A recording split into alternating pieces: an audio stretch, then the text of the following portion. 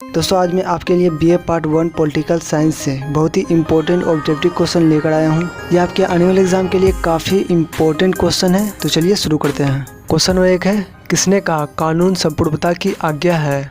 Gettell, Austin, Hobbs या बोदो ने? तो राइट आंसर ऑप्शन में बी हो जाएगा, ऑस्टिन ने। किसने कहा कानून संप्रभुता की आज्ञा है? तो ये कहा ऑस्टिन ने। गाइस अगर आपको इनमें से किसी का भी आंसर आता है तो आप अपना आंसर जरूर लगाएं। क्वेश्चन नंबर 2 है, किसने कहा जहां कानून नहीं वहां स्वतंत्रता नहीं? मैकाइवर, लॉक, रूसो या ग्रीन? तो right answer option number B हो जाएगा, लॉक। लॉक के अनुसार जहां कानून नहीं होता है वहां स्वतंत्रता भी नहीं होता।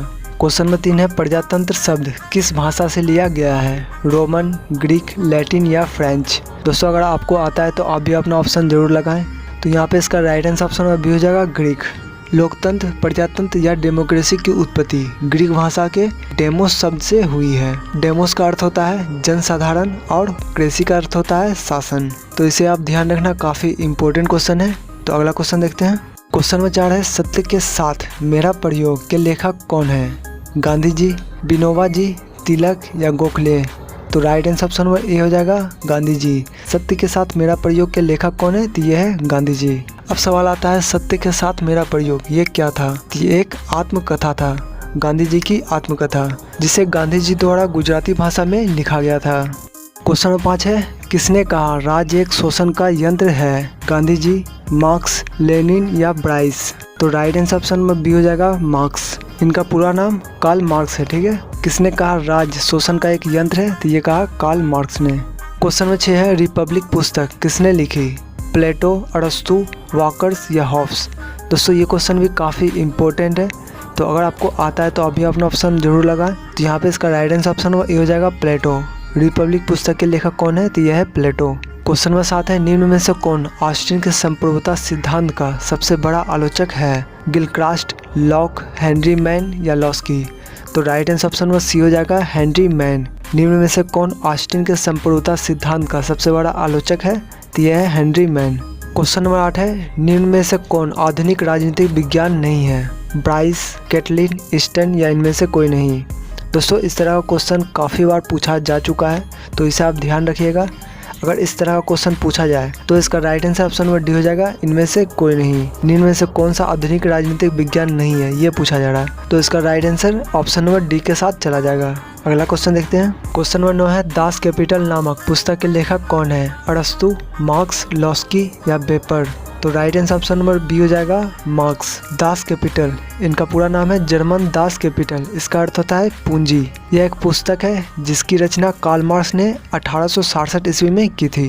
दोस्तों वीडियो अच्छा लग रहा तो प्लीज़ वीडियो को एक लाइक ज़रूर दें। क्वेश्चन नंबर 10 है, सोवरेनिटी शब्द लैटिन भाषा के सुपर एनस शब्द से लिया गया है, जिसका अर्थ है परम, पूर्ण, सर्वव्यापक या इनमें से कोई नहीं? तो दोस्तों सोवरेनिटी शब्द लैटिन भाषा के सुपर एनस शब्द से लिया गया है, जिसका अर्थ कुछ भी नहीं होता है, ठीक है। तो इसका right answer option number D हो जाएगा, इनमें से कोई नहीं।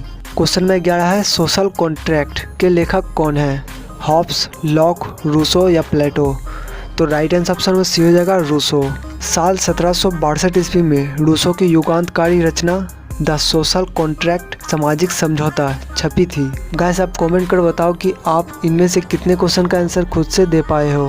क्वेश्चन नंबर 12 है, निम्न में से कौन शास्त्रीय उदारवादी चिंतक नहीं है? लॉक, हॉर्बर्ट स्पेंसर, मिल या लॉस्की? तो right answer option number A के साथ चला जाएगा, लॉक। निम्न में से कौन शास्त्रीय उदारवादी चिंतक नहीं है? तो ये है लॉक। क्वेश्चन नंबर 13 है, इनमें से कौन राज्य का आवश्यक तत्व नहीं है? जनसंख्या, धर्म, सरकार या संप्रभुता? तो यहाँ पे इसका right answer option number B हो जाएगा, धर्म। राज्य जनसंख्या के बिना नहीं चल सकता, सरकार के बिना नहीं चल सकता, संप्रभुता के बिना भी नहीं चल सकता, पर धर्म के बिना चल सकता है।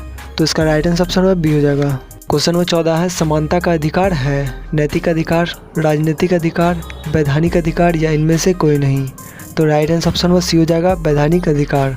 समानता का अधिकार है वैधानिक अधिकार। क्वेश्चन नंबर 15 है, संसद और संविधान साधन है कानूनी न्याय का, राजनीतिक न्याय का, आर्थिक न्याय का या सामाजिक न्याय का? तो राइट आंसर ऑप्शन बी हो जाएगा, राजनीतिक न्याय का। संसद और संविधान साधन है राजनीतिक न्याय का। क्वेश्चन नंबर 16 है, निम्न में से कौन अराजकतावाद से संबंधित है? गांधी, हिटलर, माओ या इनमें से कोई नहीं? तो right answer option number A हो जाएगा गांधी। निम्न में से कौन अराजकतावाद से संबंधित है? तो यह है गांधी। अराजकतावाद का मतलब होता है विचारधारा। क्वेश्चन नंबर 17, इनमें से किसने सर्वप्रथम संप्रभुता शब्द का प्रयोग किया? हॉब्स, लॉक, बोंदा या अरस्तु? तो right answer option number C हो जाएगा बोंदा। इनमें से किसने सर्वप्रथम संप्रभुता शब्द का प्रयोग किया? तो यह है बोंदा। इन्होंने 1756 में अपनी पुस्तक 6 बुक कंसर्निंग रिपब्लिक में किया था। क्वेश्चन नंबर 18, किस वर्ष पहली बार संयुक्त राष्ट्र संघ ने अहिंसा दिवस मनाया? 2006, 2007, 2008 या 2009? तो right answer option number B हो जाएगा 2007। 15 जून 2007 को संयुक्त राष्ट्र सभा में 2 अक्टूबर को अंतर्राष्ट्रीय अहिंसा दिवस के रूप में स्थापित करने के लिए स्वीकृत किया गया। तब से अंतर्राष्ट्रीय अहिंसा दिवस 2 अक्टूबर को मनाया जाने लगा। क्वेश्चन नंबर 19 है, किसने कहा कर्तव्यों की दुनिया में ही अधिकारों का महत्व है? मिल, लॉक, ऑस्टिन या हॉब्स? तो right answer option number C हो जाएगा ऑस्टिन ने। किसने कहा कर्तव्यों की दुनिया में ही अधिकारों का महत्व है? तो ये कहा ऑस्टिन ने। क्वेश्चन नंबर 20 है, इंग्लैंड में गोरखपुर क्रांति कब हुई? 1779 में, 1688 में, 1869 में या 1857 में? दोस्तों अगर आपको आता है तो अभी अपना ऑप्शन लगाएं। यहाँ पे इसका राइट आंसर ऑप्शन बी हो जाएगा 1688। गोरखपुर क्रांति को रक्तहीन क्रांति के नाम से जाना जाता है क्योंकि यह क्रांति शांतिपूर्ण संपन्न हुई। इंग्लैंड का राजा बदल दिया गया। इस क्रांति में इंग्लैंड की शासन व्यवस्था बदल दी गई, पर कहीं खून का एक कतरा भी नहीं गिरा। इंग्लैंड के जेम्स द्वितीय द्वारा संसद संप्रभुता को चुनौती देने के फलस्वरूप इंग्लैंड में 1688 ईस्वी में यह क्रांति हुई थी। दोस्तों आज के लिए इतना ही। उम्मीद है आपको वीडियो पसंद आया होगा। तो वीडियो को लाइक कमेंट कर बताएं कि आपको यह वीडियो कैसा लगा। अगर आप नए हैं तो चैनल को सब्सक्राइब जरूर करें। तब तक के लिए अपना ख्याल रखना। जय हिंद।